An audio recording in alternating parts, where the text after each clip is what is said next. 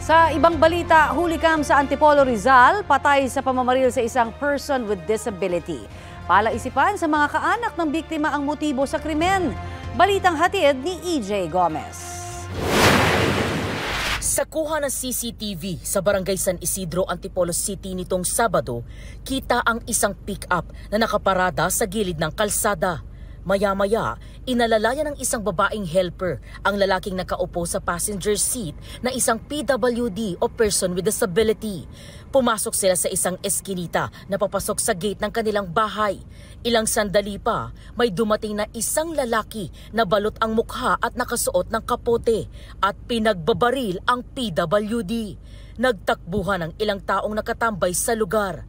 Kwento ng isang saksi. Nag-aantay lang po kami ng deliveries and orders po sa cafe po namin. Tapos narinig po namin yung putok po ng baril. Mga nasa 9 na putok po na baril. Pagsilip po namin sa bintana, mga nag-iiyak, mga nagkakagulo na po sila sa baba. Nagtatakbuhan, nag-iiyakan na rin po.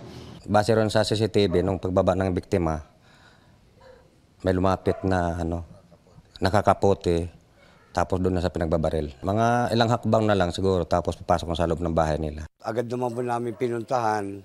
Pero ngunit pagdating po namin doon, wala na po kami inabutan kundi po mga pulis po at yun po ay may harang na. Tumangging humarap sa kamera ang mga kaanak ng biktima. Kwento nila, galing simbahan ng biktima nang mangyari ang pamamaril. Inaakay raw ang biktima paakyat ng hagdanan sa gate ng kanilang bahay nang siya ay pagbabarilin. Sa balikat, tagiliran at iba pang parte ng katawan tinamaan ng 55 anyos na biktima ayon sa mga kaanak. Tinamaan din daw sa likuran ng 61 anyos na helper ng nasawing biktima. Na-recover sa crime scene ang 5 basyo ng bala. Ayon sa barangay, dating empleyado sa City Hall ang biktimang PWD.